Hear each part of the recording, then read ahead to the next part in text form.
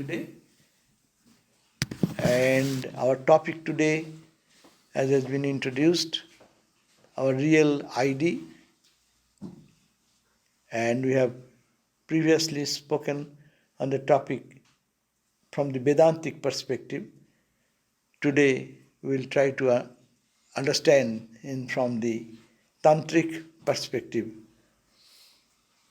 Vedanta perspective, we all talk about that all the time. That just you heard the Nisargadatta Swami's way of speaking. What are you? Which is your real identity? And what is imposed? And what we are carrying our identity as our identity. And carrying this identity which we are carrying, that is a painful identity, because all the dualities of struggles, pleasure and pain and suffering, and all these are coming in this apparent identity of mine. And that is the Vedantic way, but there is a permanent identity which is unchanging, ever blissful, ever joyful, birthless, deathless. That is the Vedantic perspective. To think, not this, what we are thinking about myself or you are thinking of yourself, is an imposed personality which our schools and colleges has given us with a qualification, which the society has given stamp to your achievements, your failures, your success, or the pleasure and pain which the external world is always bombarding upon this identity. And we are crying like a mad cup, sometimes with smiling, sometimes like a helplessly under the circumstances. And we are thinking, this is me, this is me. Who can help me? How can we be helped? So Vedanta says, knock out this wrong identity. Say you are not this. And go back to your real identity where there is nothing to touch. There is nothing to disturb you. There is nothing to enter into your great, tranquil state of personality, eternal personality. So that is called the Atman, that is called Brahman, that is called consciousness. In different language we talk about that. In devotional language we belong to God, identity with. This Vedantic identity, to reach that, there is a process we call neti, not this, not this. Whatever identity we see, whatever association we associate with us, it is a passing show. So ignore, say, I am not this. But what I am is that unchanging. So this is path we have discussed from Vedantic perspective, but today we are talking from the Tantric perspective, meaning how not rejecting but accepting what we see, accepting what I am, can be elevated to the sense that it is all divine. That is the Vedanta Tantric perspective, means Tantra is the mother, seeing the divine mother everywhere, seeing the divine mother inside and seeing the divine mother outside. It is mother and mother alone, and she is the source, she is the last word in this creation. From her came everything. It's called the creation and manifestation it is she, and when it dissolves it is she only. So there is nothing else but mother and mother and mother. That's why we chanted from the Mahanirvana Tantra that you are the subtle, you are the gross, the whatever universe we see, it is you. You are the sthula. The gross manifestation, I am seeing this stone, this rock, this brick, this wood, this bench, the floor, it is all mother. Tvam eva sthula. Everything which is gross we see through our gross eyes, that is you. And it is a subtle, whatever is the subtle. Our mind can conceive, maybe mind can understand little bit of that. That is also you. And sakara, nirakara, and it's beyond all form and name.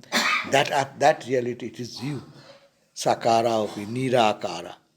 That's why Kastvang Veditum Arhati. Who can understand you? Swami Vivekananda, in his beautiful poem, he has written, "My play is done." There he says, so he says that beautifully bringing this idea of mother's idea, saying that, "Oh mother, I am searching for you, to see you. Who can comprehend you? I see but I can't recognize." That is the Tantric perspective of looking at the world and finding the Divine Mother everywhere. It's a beautiful poem. It is my favorite, one of the favorite poems of Swami Vivekananda. In our life struggle, ever rising, ever falling with the waves of time, still rolling on I go, from fleeting sin to the sin ephemeral, with life's currents ebb and flow. And I am sick of this unending force, these shows they please no more, this ever running, never reaching, nor even a distant glimpse of shore. So this is the struggle. We are trying to find out and catch something which is the eternal substance. Where is the eternal joy, eternal peace? We call it Mother. I am searching for you everywhere. And from life, not only in this life, from life to life, I am waiting at the gates. Alas, they open not, as if there is something blocking my view. I see you, but I don't see the divine. I don't see the mother's play going on. In our life, we cry and weep, we do rejoice. It is all mother playing. But I don't understand that. I see the gross things. As if Swami Vivekananda is presenting our own view of our world view towards the objects we see around. And as if asking, let this veil be dropped, O Mother. Drop this veil for me. You are everywhere. And then I understand I am your child. You are with me. I don't care for the world. That's why he says, from life to life, I am waiting at the gates. Alas, they open not. And dim are my eyes with vain attempt to catch one ray long sought. And this we find that in this life's long, people are engaged in this world of duality. And beautifully he said that I am standing in a higher platform and I am seeing that this struggling, crying, laughing throng, for what? We do not know. Open the gates of light, O Mother, to me thy tired son. I long to return home. Mother, my play is done. It is all mother's play going on. And I am tired of this play because I don't see you. A baby, did you see the condition of the baby? When the baby is in the lap of mother, most happy.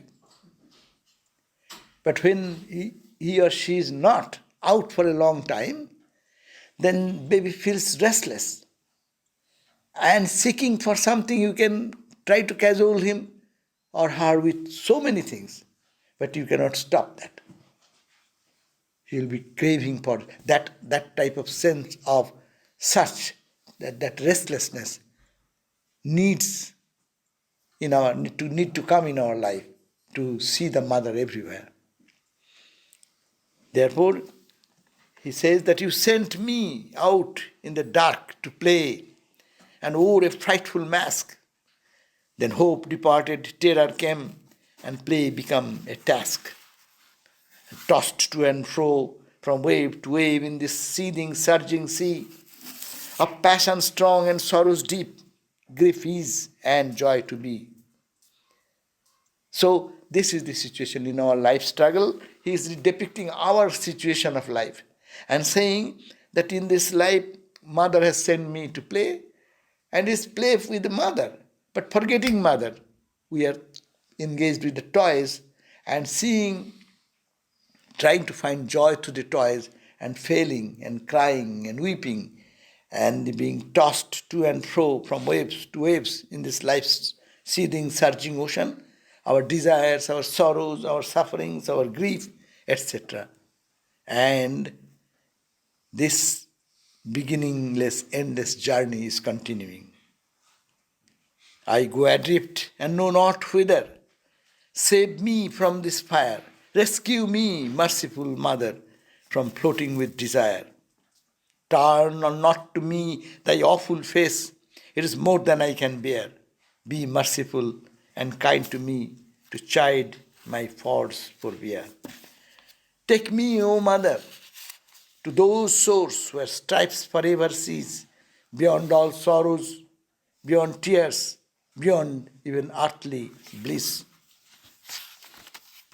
where glory, whose glory neither sun, nor moon, nor stars that twinkle bright, nor flash of lightning can express, they but reflect its light.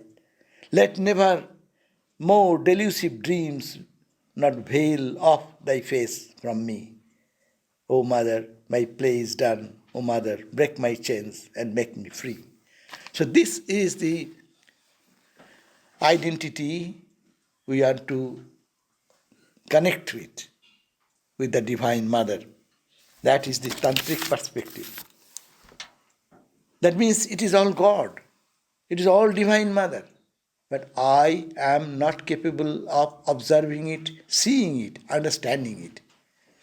So that's why Vedantic perspective is that whatever we see, it is Maya, it is temporary, it is all changing, it is impermanent. Don't care about that, detach from it, get out of it. Tantra says, yes, this world is temporary, but it is nothing but God. It is only Mother. Mother has taken so many forms. Just accept this play of Mother and see Mother everywhere and be free. See, from one stand to the other stand, there's a great change in the attitude. One is negation, one is acceptance. Seeing, that is for the majority of the people, that's much easier path. Vedanta says, whatever you see is Maya. What is Maya? That means which is not there but appears like that, that is Maya. So don't care about that. Just detach, dispassionate, get out of this bond and be free. But Tantra will say, no, it is Mother. Try to see Mother and play with Mother. And it is no other than Brahman. Maya has a beginning, no? No beginning. I do not know when we are trapped into this delusion, no? This world of birth and death and suffering and pain and pleasure and all these things, duality, when it started, we do not know. We know when we are born, we are in this play, and before our fathers, grandfathers, grandfather, you go back, this world was going on the same way for thousands and millions of years, So I do not know when the Maya appeared on that absolute Brahman, which is unchanging, no? But it has an end. When it ends, when you realize that you are Atman, you are not this, you are that Atman, according to Vedanta. So Maya has a beginning, Maya has no beginning, but a continued thing is going on, but Maya ends at a point. But Mahamaya, in Tantra don't say it's Maya, it is the Mahashakti, the grand power, which is potent in Brahman, that manifests as Shakti. And this whole world is nothing but Shakti, manifestation of that infinite power. And that's why we say in the surging things in this whole universe, sun, moon, stars, galaxies, everything, right from a micro, atomic, subatomic particle to the grossest, grandest manifestation in the galaxies and stars, everything is permeated by this one mother, no? So, this Maya is not to be rejected, but it is only play of Maya. And that Maya, don't say Maya, say mother. Mahamaya, Jagat Janani, Jagat Tarini. Give this all this sweet name. And it is, and see the mother's play goes on. And this play will go on and it will remain so long you are here, and when you will not be here, it will continue. So, Maya has beginning less, but has an end with the dawn of knowledge. When you realize, I am that, when you realize that this is apparent and real is the undying truth, then Maya ends for you. That's why people say Jivan Mukti Vivek, Jivan Mukti, or the knowledge dawns, then this delusion goes forever. But here, Mahamaya does not end. Maya ends, but Mahamaya has no end. So beginningless Mahamaya and endless. That is the Vedantic, Tantric perspective of understanding about this creation and its world.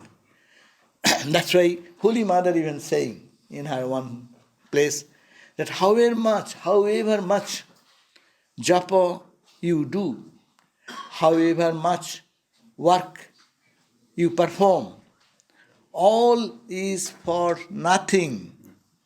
If Mahamaya does not open the way, is anything possible for anyone? See that idea. It is all the grace of Mother. You may do japa continuously, you may do austerity, years and years of austerity, but it is nothing. It is not enough to give you freedom until and unless you get the grace of Mahamaya, the great mother, the divine mother, the cosmic mother, the Maha Shakti, the power which generates this universe and the world. That's why he says, oh human being who is bound soul, surrender, then alone will she take compassion on you and leave your path open. So here comes one beautiful way of understanding about the creation and the world and where we live and how we can free ourselves. So this is the path of not negation but acceptance. Seeing everything but seeing the Shakti. You see, this whole world is Shakti. Is there anything minus Shakti? See, if you put a simple seed, it is sprouting. Where it is coming from? Where is the energy? The Shakti. The plant is growing, everything in animate world, inanimate world, you see, behind that there is a tremendous power working. We call the prana. Material world, material scientist has come to this point that it is, we see the world as gross, it is solid, it is so strong or it is so liquid or whatever, but in their language it is all energy. It is only the energy, kinetic or potential. It is sometimes manifesting, sometimes not manifesting, but it is nothing but the energy. But this is the energy behind the energy. That's why when there is a story in the Upanishad, we all read that Kena Upanishad. The Kena Upanishad started with Vedanta but ends in Mahamaya. It says that when the Mahamaya, the question came, Kena ishitang preshitang patati manaha. The question came, a student came and asked the teacher, Sir, prompted by whom? Kena, and by whom? By what energy? Who is forcing my eyes to see the object of the universe? Yeah, I cannot stop. If someone comes, my eye will go there. I am a born slave. Someone says something, it will hit my ear. I cannot stop it. So, Keno, who is there prompting behind my senses and the mind, guiding and forcing me to run into the objects of the world, object of the senses. No? Kene shitang presitang patati manaha kena prana prathama praiti yukta. Who is prompting my prathama prana? What is that behind? What is that breath? Who is driving that driving force behind it? Kene sitang imang. My mind is goaded. I don't want to think, but it drives me. Who? What is that power? That power is that absolute Brahman. That is the point. And then there came the story. To illustrate, Kena Upanishad gives a story. Once there is a fight between the demonic forces and the forces of the godly forces. And ultimately, normally, demons take position because they are more strong. Godly people are sattvika people. They get defeated in the physical fight. But it is Shakti. Shakti also in the manifesting to Ashura, and Shakti also manifesting to gods also. But here it failed. And the gods then got proud. They thought that it is Asmakam eva Jayam. Yeah, it is all our glory. We fought very strongly and we defeated these demonic powers. Okay? So they are very proud of their own strength and they are having a conference, a post-war conference. No? All the generals are sitting in a hall and they are describing, how did I do? One general is talking to the other general and there is a chief commander. Air marshal is there. So is Indra. Indra is sitting there and all the other gods and goddesses, they are discussing among themselves. And they are all thinking it is our power. It's my power. I am the god of fire. I burnt everything. I am the god of wind. I blew out everything. And that's why it's joy. The glory goes to us. And when they are discussing like this, there appeared something. It's called Jaksha. The Upanishad says Jaksha. Jaksha means that appearance which is not like human, not like a man, or a woman, or like a god, or like a goddess, or like angel. Nothing. But they could not recognize.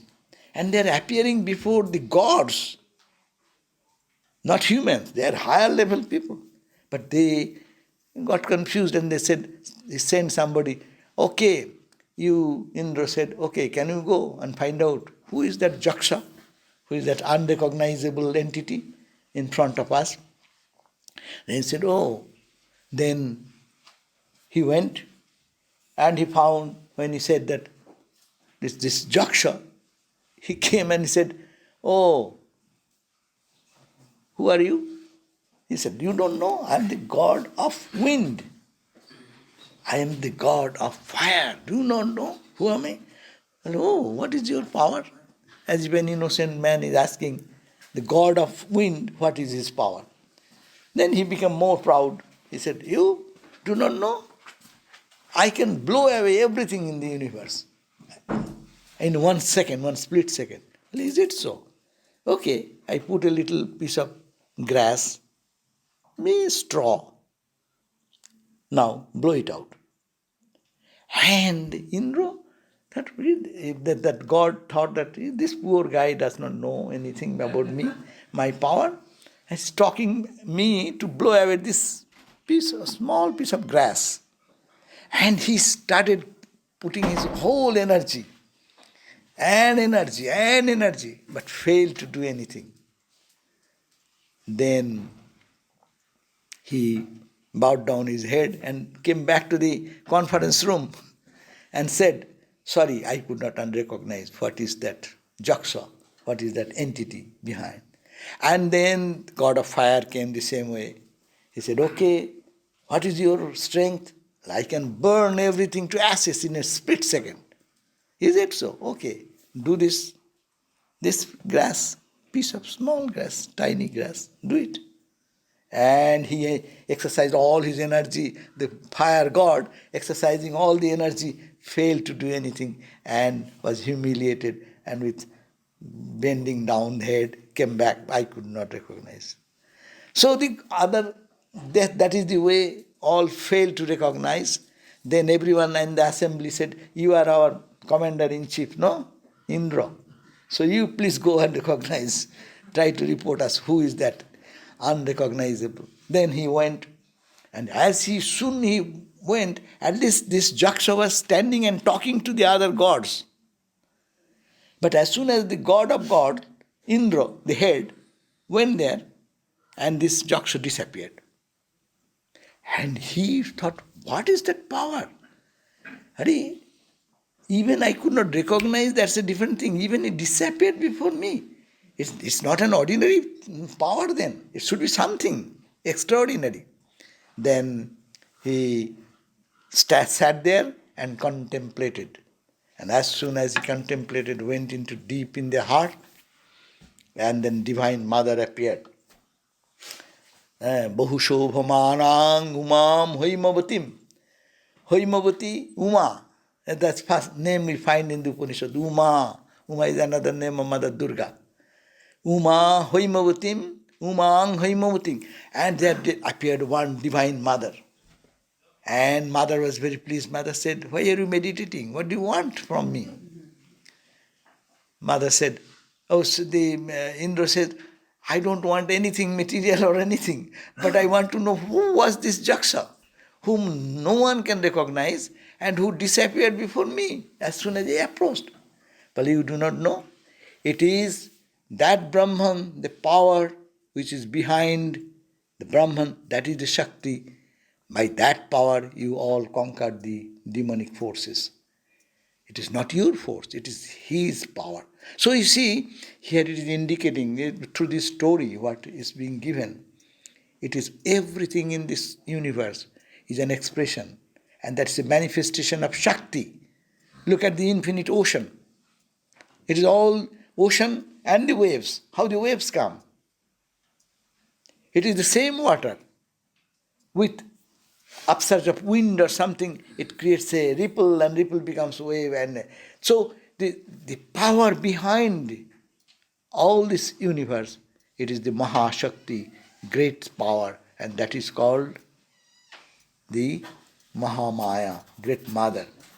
So Mahamaya in Vedanta is and the two words, of course, are not same in the Vedantic term called Maya. Maya means it does not say ultimately, but here also Mahamaya plays all the time, but one who sees the same energy behind everywhere by the grace of Mother. And Mother's grace is essential to unfold this knowledge, that it is the only one power behind everything, that is the power of Brahman or the Atman or the Self. But that is manifested. So long you live in duality, you are in the range, under the range of Mahamaya. When you are in Samadhi, you can go transcend Maya, and also you are merged in Mahamaya. But when you see anything, feel anything, experience anything, you are in the range of Mahamaya. That stories of Ramakrishna's Naren, Vivekananda is not understanding or accepting the Mahamaya, no? Being in the, he will live in the domain of Mother and will not accept Mother. And that will not do. If you are within the realm, you have to accept it.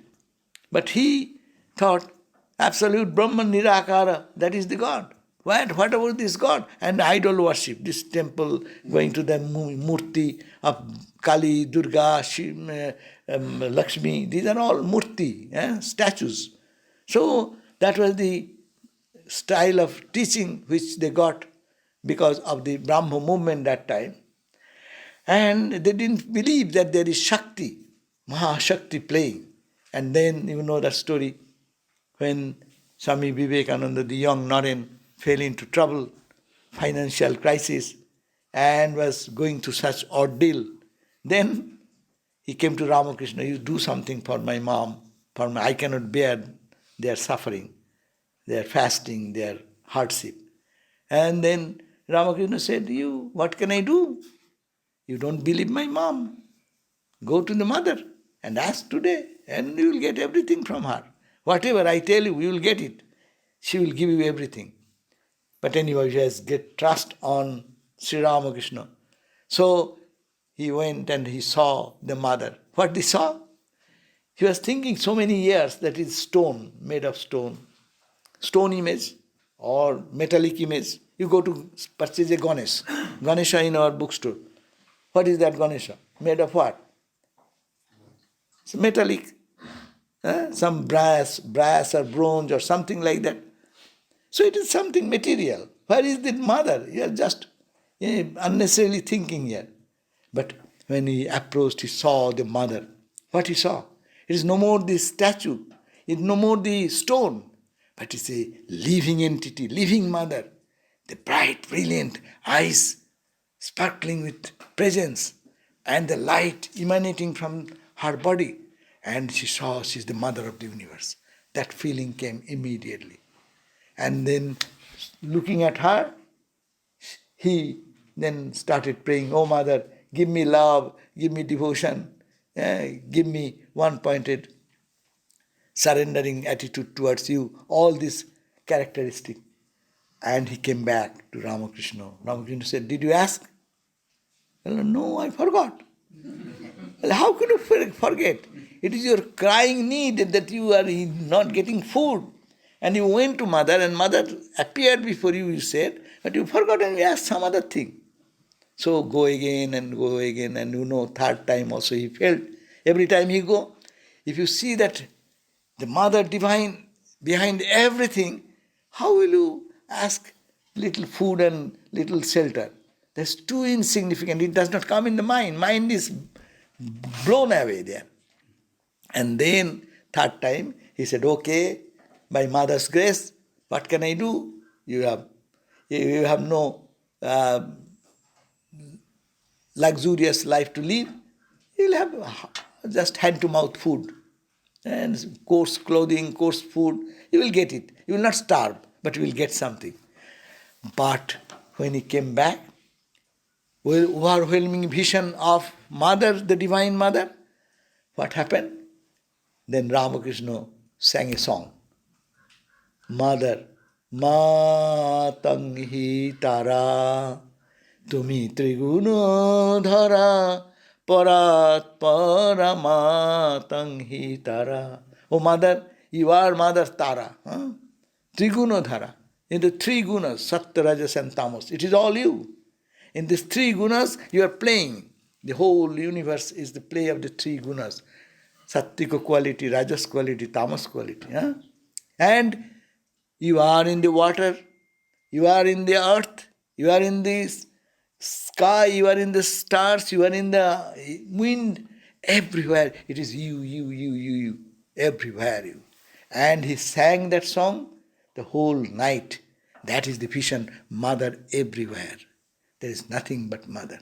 So this is the attitude, Vedantic perspective versus this perspective of Tantra perspective, that it is not rejection at the beginning, it is like a struggle to reach the top of the mountain. And I give the common example, when you want to go to the normal hiking path, so you can relax on your journey. You can go and find a nice vista, take a seat over there, bring out your coffee and have some coffee and snacks and enjoy the vista, and then again tired and go up again another altitude, and reach the cliff. But when suppose you are climbing, rope climbing, will you be enjoying, "Oh, what a beautiful view here"? You have no mood to do that because you will fall down. You are hanging in a rope. So you are to be one-pointed. Vedanta is that. No compromise with anything. Now goal is the only one goal, absolute goal. And Tantra is like stepping every step, moving on and on, seeing the presence of mother everywhere, playing with the mother, understanding it is a mother's play going on. Suffering or misery, good or bad, whatever, it is all mother playing. Mother sometimes plays with the child, no? With a frowning face sometimes. Sometimes it's a loving face. Different moods of mother. These are so many forms of mother's faces we find in Durga, in Kali, in Lakshmi. There are different forms and attitudes. And Ma Kali is so many forms. Navamurti, no? Nine murtis are there of mother, different names with different attitude. But it is not only in the divine aspect, but in the physical aspect. Whatever is this universe, it is permeated by mother and mother and mother. To see that, that will be the goal of the sadhana. So, Shakti, this is the same goal in different perspective. So it is called Chiti Rupena. This whole universe is etad Bhakposthita Jagat. This Jagat, this world, is permeated by that one consciousness which is manifesting in diverse ways. That is the mother. Sri Ramakrishna says, the Gyanis who adhere to the non-dualistic philosophy of Vedanta say that the act of creation, preservation and destruction, the universe itself and all its living beings are not there. But the Shakta philosophy will say that all living beings are the manifestation of the Shakti, the divine power. So that is the thing to be practiced, that Brahma is where our ultimate goal is that to reach that state of non-dual state where there is no misery, no suffering, no joy, nothing but you and you alone, the absolute bliss. And this is another path to reach the same goal, to everything coming from mother. Accept everything. When happiness comes, accept it. Mother is giving happiness. And see, sometimes hardship coming, it is mother is giving. You are playing, interacting with mother in another form. So this is a new vision. And if we can take this particular aspect, then our spiritual life will be much easy to move on. So now I end here. That real identity. Then what is the conclusion of this real identity? Identity is that we are children of the mother. We are all children of the divine mother, the divine Shakti. And we to look each other as the spark of the divine mother. Right? To see mother in all our actions, all our achievements and failures and success, wherever you go, this is all one. Now, today I will introduce our Swami Sumanasananda, who is sitting here. The Swami is our new, almost 2 months though, new I am saying, new to introduce to you here, but the Swami has come to Hollywood on 29th of which month? August. So September, October, so almost 2 months. Now the Swami was in South Africa, and I will just give a little bio of him, and he will be now the assistant head of this center, and now he is here posted by our Belur Math headquarters. And he was doing big job in South Africa, and so many centers he started there and existing center organized, but he has come to be a part of this Vedanta Society of Southern California. The Swami was initiated by Swami Bhuteshananda Maharaj in 1978, and he joined in 1980. And 80 to 84, he was the superintendent of a school and also principal of a higher secondary school in Bengal.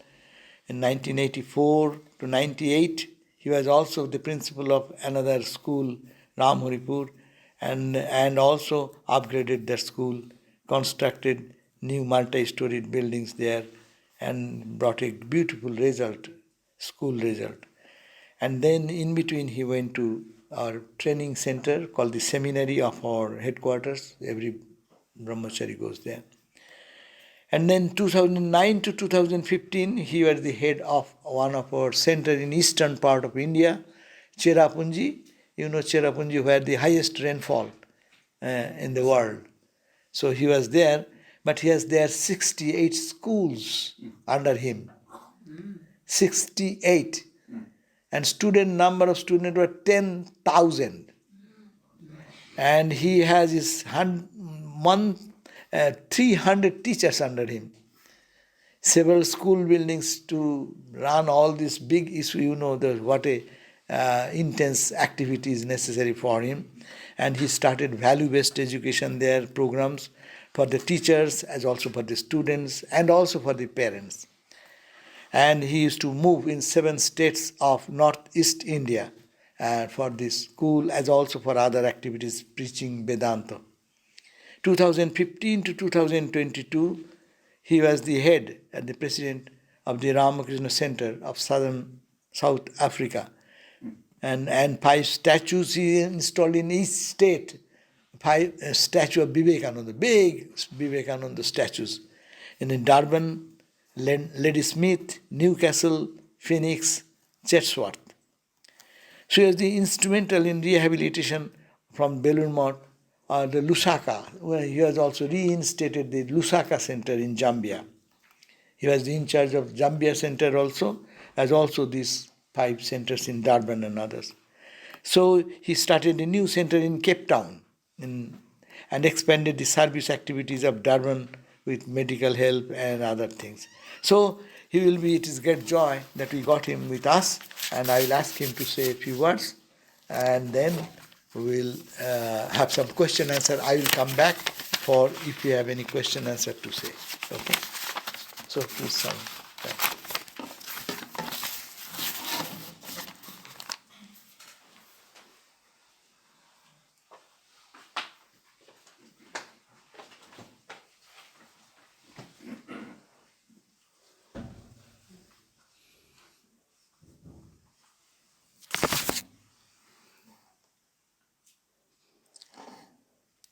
Om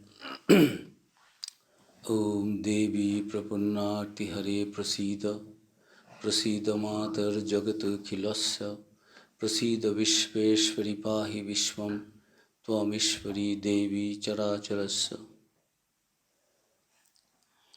O Mother, O Devi, O Mother of the whole world, O Mother of the universe, O the ruler of what is moving and what is unmoving, please be gracious and protect the universe. Remove the suffering of your children who have taken refuge to thy feet. O Devi, protect us, save us. So this is also from the Chundi. Maharaj was quoting many verses from Chundi. Wonderful, this divine book, Devi Mahatmyam. So my pranams to revered Swami Sarvadevananda Ji Maharaj. My loving namaskars to my monastic brothers, and a very good morning. I can say good morning, it is not 12 yet. Suprabhatam in Indian and Sanskrit. Su means good, Prabhatam means morning. So namaskaram and Suprabhatam, good morning to all of you. I am very happy, extremely happy to have the chance to work as the assistant of Revered Sarvadevananda Ji Maharaj, who is serving these devotees in this country for the last 30 years, in this very wonderful institution, this Southern California Vedanta Center, which was started by none less than Revered Swami Prabhupada Ji Maharaj, who was a disciple of the spiritual son of Sri Ramakrishna, Raja Maharaj, Rakhal Maharaj, and was always busy, absorbed in meditation. There was no feeling of body consciousness, feeling the presence of that Divine Mother, that divinity everywhere, not feeling that I am body. Maharaj was telling from Tantric Perspective, this our real identity. I am this body only, mind. This matter. Our mind also is matter according to our Vedanta, Indian philosophy. Not this, then what I am? This Tantric philosophy is wonderful. Maharaj was telling Shakti. Our master said that Brahman, Vedanta, Brahman of the Vedanta, is the Shakti of the Tantra. It is not different, it is identical. You cannot think of fire without its burning power. And you cannot think of Brahman without its Shakti. Because this whole creation, this mantra just I have quoted, Mother, you are ruler of everything, you are the mother of the universe. Creator. Another mantra is very powerful. Tang Vaishnavi Shakti Rananta Virya Vishwasya Bijang Paramasi Maya Sammohitang Devi Samastametat Bangvai Prasanna Bhuvi Mukti Hetu. You are the primordial energy, the creative power of Vishnu, means ultimate reality, what in another sense in the language of Vedanta is Brahman. Through you only that Brahman creates, preserves and dissolutes, also destroys. Mahapralaya time. Again there is creation. It is like a cycle going on and going on. So, if one takes refuge in the feet of that Divine Mother, which is identical with Brahman, ultimate reality, nothing else, then very easily we can get joy, bliss, spiritual upliftment, and finally, Tangpai Prasanna, when you become propitious, you are happy, satisfied with your children, us who have taken refuge at your feet. You give freedom also, the joy of Jivan Mukti, freedom, liberation, which is the goal of Vedanta also. So there is unnecessarily fighting. Sri Ramakrishna used to tell one very nice story. Some people have seen some animal in a tree. Somebody one day, 5-6 people have come together and said, hey, have you seen? I have seen one animal there in that tree. It is green. I do not know its name. It's a peculiar animal. It's green. Another one said, no, I have seen it. It is red. Another one telling it is yellow. Then there was a fight between all of them, amongst them. So then said, no, let us go and see what it is. Then they came. They did not see it. At that time, there was a man sitting under that tree. He was telling, what is the cause of your fight? Why you are fighting? What happened to you? What you are searching for? Was it that animal, green animal? Another one is telling, no, red animal. Another one is telling, no, yellow animal. Everyone was trying to express, define it according to their little understanding. Swami Vivekananda spoke a wonderful story in 1893 on the second day of the world's Parliament of Religions in Chicago in 1893, 13th of September. He found that many people are all learned but fighting only to establish that my opinion is the only opinion, my God is the only God. It is the best one, and everyone has to follow like that, a little bit, in a subtle way, in a mild way, in a gentle way, in a very sophisticated way, only to preach my God and my religion, my faith, my creed. Swamiji, seeing the smallness of these wonderful learned people, so-called learned people, Swamiji said, today I feel tempted to speak a story. So he started a story of a frog of the well and the story of the frog of the ocean. Frog of the ocean entered somehow into that well, and frog of the well was asking, who are you? I am a frog from ocean. Ocean? Where it is? Oh, it is. How big it is? It is like this. It gave one jump, a little bit. this, it is a water body. Ocean is a big water body. How big it is? So it is this big, that finally from this side to other side of the well, that frog of the well, trying to make him understand that this is the greatest water body in the whole universe. This ocean frog of the ocean was telling, oh, how can I make you understand what is ocean? You have seen only this oil and telling me, asking me all this. How can I compare? It is incomparable, uncomparable. And you are not understanding. No, you are lying. No, I am not lying. No, there cannot be anything, any water body bigger than my well. So you get out. You are a liar. So Swamiji spoke very nicely, did not say anything, what is the conclusion. And wonderfully, Romarola said, in the Parliament of Religions, Swami Vivekananda, it was he and he alone, I am quoting Romarola, this French Nobel laureate, wonderful savant, a staunch follower of Swami Vivekananda, who first wrote a book on Swamiji, the life of Swami Vivekananda, for the devotees of the Western world. They could know about Swamiji's life. So he said it was he and he alone, Swami Vivekananda, who spoke of the all gods and goddesses of all religions. His ideas was so vast like the sky and deep like the ocean. He could include, accommodate all the ideas of world. Sometimes listening to him, some of the members of the audience would ask, Swamiji, you have been that day speaking of Jesus Christ, that another day Buddha, today another Krishna.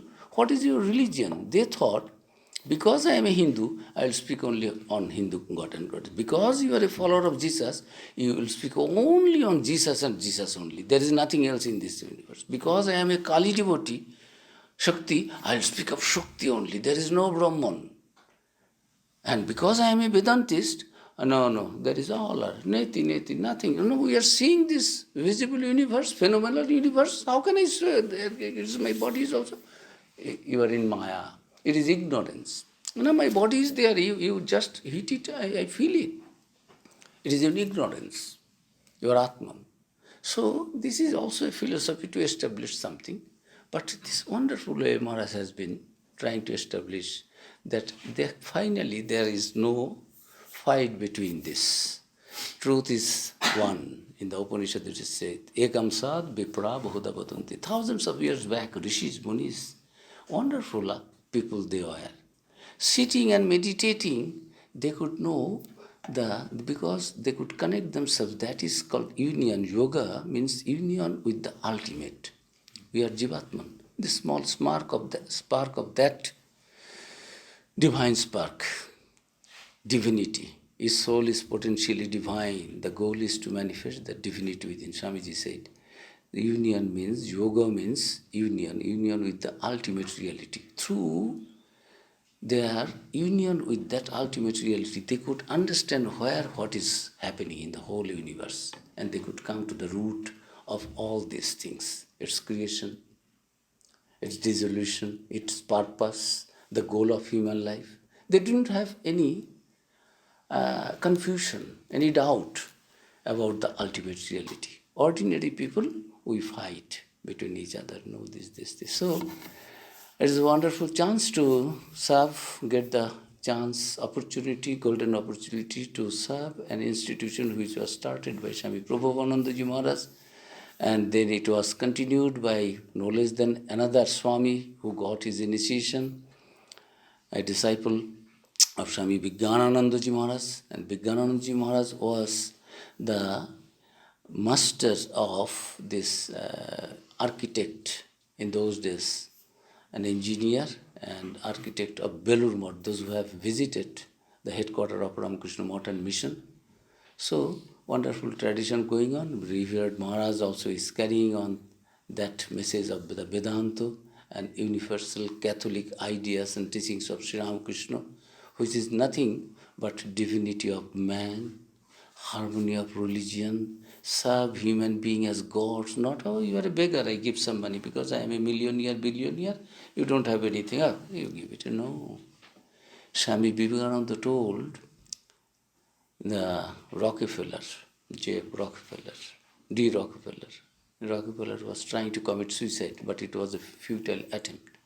Then his friends took him to Swami Vivekananda. Swami Vivekananda did not know anything, so he came alone. A person who was trying to commit suicide and failed, and again trying, there is a tendency. And he will not do anything with regular mind and expect. No intimation, nothing. Came, Swamiji just said, "Oh God, nothing in your life, whole life you have accumulated and accumulated. Never you did anything for charity, for the good of others. Now trying to commit suicide, that is not the way that you can get joy and peace. That is not the way." This man was thinking, what is this? I didn't know, I didn't say anything. What happened in my life? This man is unknown to me and he is stealing everything from my life. So, but he did not greet. D. Rockefeller is a person, when he used to enter the office of the President of America, he used to stand up and greet him, "Oh, come," and this Swami, a beggar. Because moneyed people think everything is in money. Degree holder people think everything is in degrees. Those who have that, "Oh, you are a professor of Harvard, I am also a professor of Oxford, so we can shake hands." Not to others, because what they know, we know everything. Everywhere this ego, wonderful, this is Maya, this is going on, this Maha Maya, Emni Maya, I'm quoting, singing, Maharaj was singing wonderful song, Mother is in everything, everywhere. This Sri Ramakrishna sang, very favorite song. Mahamayar এমনি মায়া রেখেছ কি কুহক করে ব্রহ্মা বিষ্ণু অচৈতন্য জীবে কি করিতে পারে? What can ordinary people like us, how can we know you? We will be always trapped. Oh, my divine mother, if you don't open the door of our liberation. So we will have enough time to have in our future discourses and classes. Whenever I will get chance, it is a very nice place. And that is also was started by revered Swami Prabhupada Maharaj, this our Trabuco Center. So this Mass for today, let us all have some other things according to the schedule. Thanks to all of you, my pranams to Maharaj and loving namaskars to monastic brothers and the devotees and admirers of Ramakrishna Vivekananda Vedanta movement. Let us all feel the presence of that divinity without and within, either through Vedantic ideas or through Tantric ideas. We will reach the same goal, being householder, being sadhu santas, being women, being male, female, white, black, Indian, American, all will go to the same goal if we can practice it sincerely, nicely. Thanks to all of you. With a prayer from the Vedas, I quote, Sarve Sukhina Santu, Sarve Santu Niramayaha, Sarve Bhadrani Pashyantu, Ma Kaschit Dukkha Bhag Bhavet. Let all be happy, let all be free of diseases. Let all see auspiciousness and good in everything and in everyone. And let us not unnecessarily fight. And let none should suffer from any misery. With this, Om, peace, peace, peace. Thanks to all of you.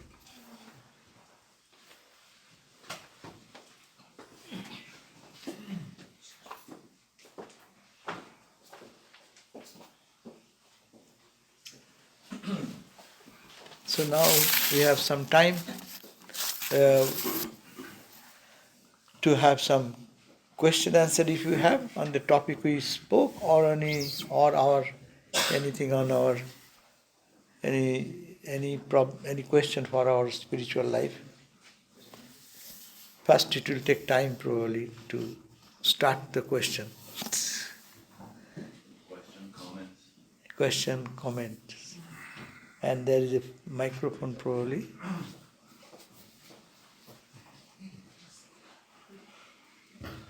Yes, Swami, I'm still a little confused about whether we're going to achieve liberation through the grace of the Mother or through our sincere effort and devotion. Yeah. Oh, yes. That is the question, how shall we then ultimately get the knowledge? That's the point. Shall we follow then what will be the step to realize the truth? Yes, we will move according to our tendency. Some people may be comfortable to think Vedantic way, but some people may think about seeing Mother everywhere or Divine everywhere. It is not contradictory, it is complementary. We can relate that story about Mother will come at the end.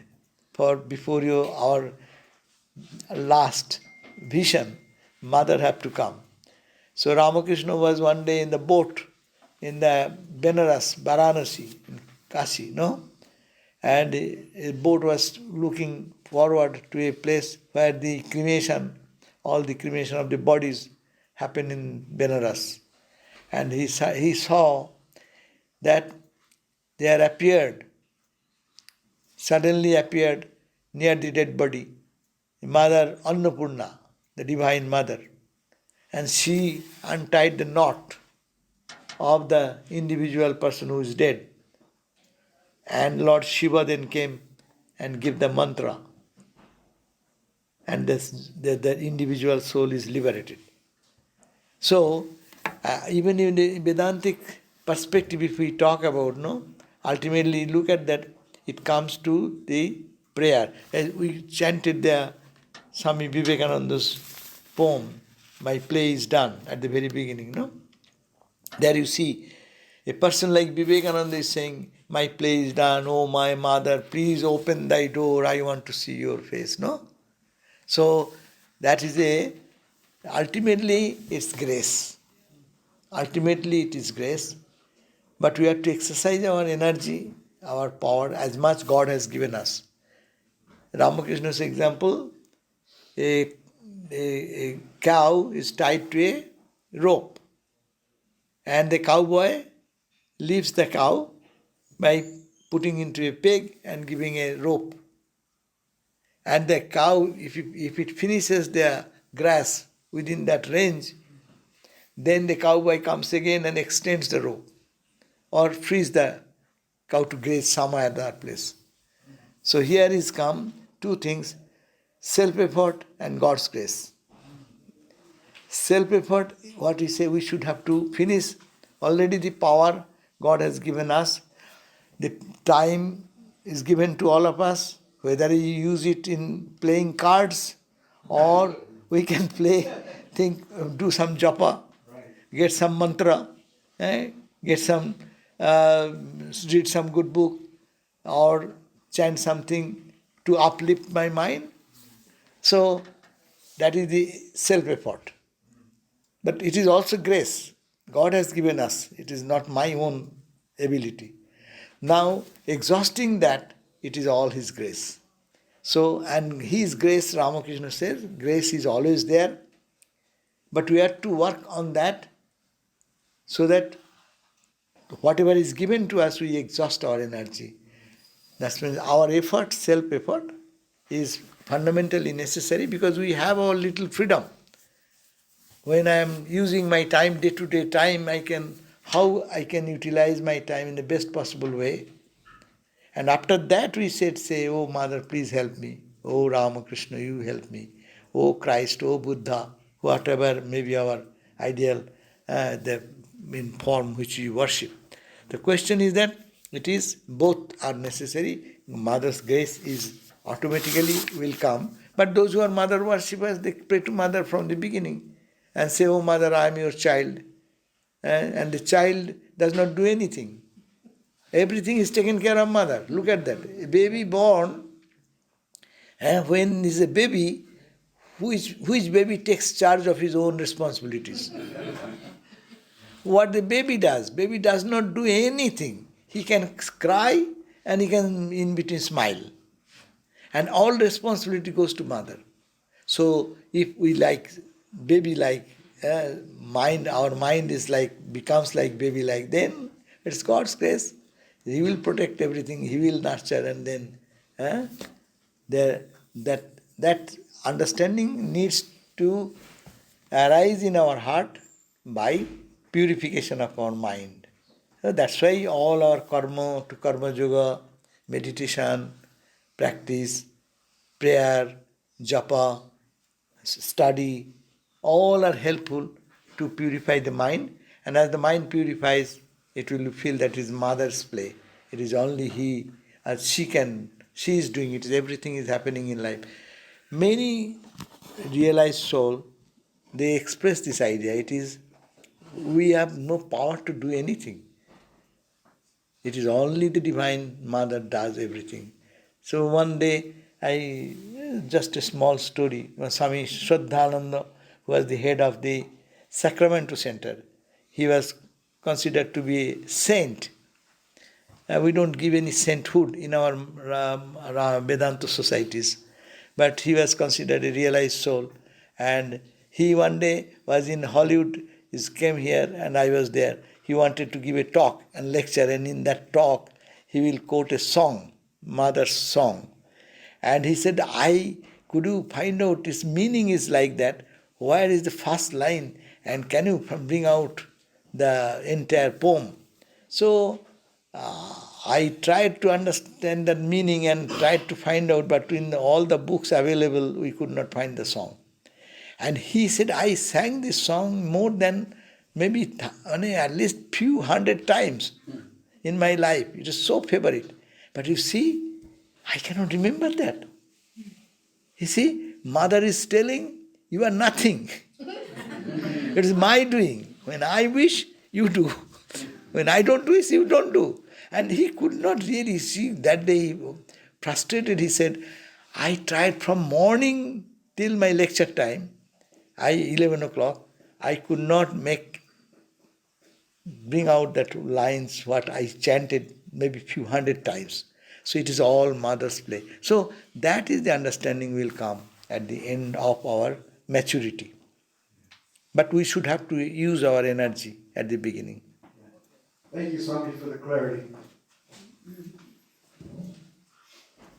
Anybody else?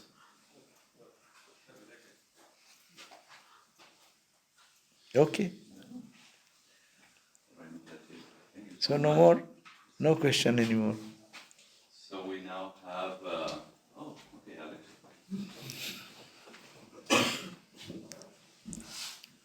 Good morning, Swami. Could you say that Ramakrishna had one particular attitude in regard to that question? One particular attitude. Yes. We should see God in everywhere, everything. And that is the attitude. Yeah. What is the question? Self-effort or Mother's grace? Oh, acha. Self-effort, mother grace. It goes simultaneously. Self-effort, unless we do the self-effort, we cannot understand mother's grace. Suppose that story Ramakrishna gave, the bird was sitting in the mast of a ship, and the ship entered into the ocean, and the bird didn't notice. And then he found that, oh, I'm seeing water around. How shall I reach the shore? How shall I be with my friends there? So he wanted to go to the east, and with the wings tired, and then he was falling to the ocean water. Then he came back and hold on to the mast, no? And again to the east, to the west, to the north, to the south, and finding no place, took shelter in the same mast. So when we get tired of our all efforts, then we see we have very limited capacity. It is all Mother's grace. So surrender there. But surrender does not come. Our surrender is not real surrender. Real surrender will come after exhausting our all spiritual energies. Holy Mother said today that you may do thousands of japa. You may do nights after nights of meditation. No. It is not, that does not secure you your God vision unless the grace of the Mother comes or Lord comes. So I think both should be done simultaneously, and one leads to the other. And as we move in our spiritual practice, we will feel that is God's grace is coming more. And you said one thing. What did you say? He was country. You commented one thing. I commented that we should, whatever activities we are doing, it is not beyond doing. It is Ah. being inspired or the energy in us, it is asking us to do. If you want to serve, whatever action you do, if it brings, helps the 10 people or 15 or 100 people, it is not, I am not doing it. Yeah, and a good idea. Power using me to do that. That's what. He's thinking that we should take this attitude. Every action is being done because of the fundamental energy is coming from that divine energy. So it is manifesting through an instrument. If the instrument is very fine instrument, net result will be good. If the instrument is bad, then the reaction comes differently, no? So good and bad, whatever in the life, it is all Mother's grace. That is to be taken in a state of, that will bring the tranquility of the mind. We are happy when something good comes, no? And we get really lost when something bad comes, no? It's natural for us. But when one is advancing in spiritual practice, they will feel behind the bad is also God's hand, loving hand. Behind the good also God's hand. When a bad thing happens, it gives a clear picture of the world. We won't get deluded into the world more. Then we get a lesson out of that. And then we turn back to God more. So what is bad apparently is not ultimately bad. It awakens our soul. And that's the energy behind is the mother's play. So to feel the play of the divine everywhere, and that is the Vedantic also. But Vedanta will not accept it at the beginning, but when after experiencing they come back, they'll see God everywhere. It's not contradictory. One is trying from here to see God everywhere and then reaching that. And one is coming after Samadhi, Nirvikalpa Samadhi, coming down and seeing it is all play of God, no? And that experience is a perfect experience. Our is imagination. I have to imagine. Whatever you are saying, I will have to imagine, no, it's mother talking to me. Huh? That's an imagination for me. But that today's imagination is tomorrow's realization. That will happen. Okay? Thank you. Oh, at the back. Yes, Nimu.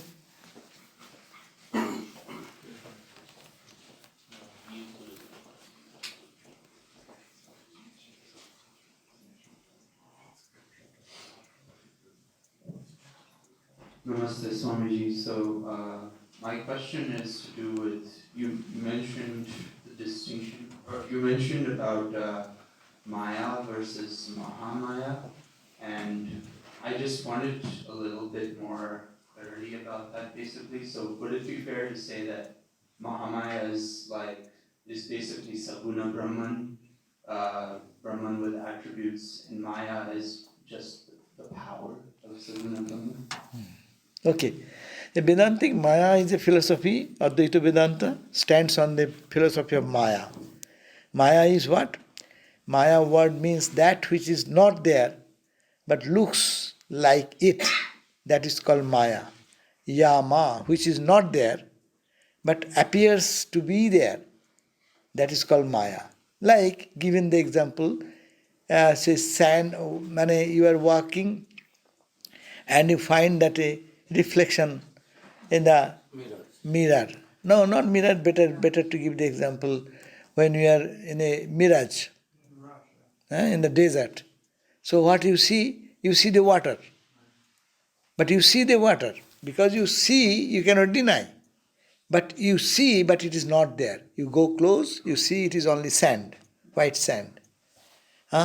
So sometimes you drive in the freeway, you will find in hot summer, you will find water on the freeway, in the middle of the water. All of us experience that.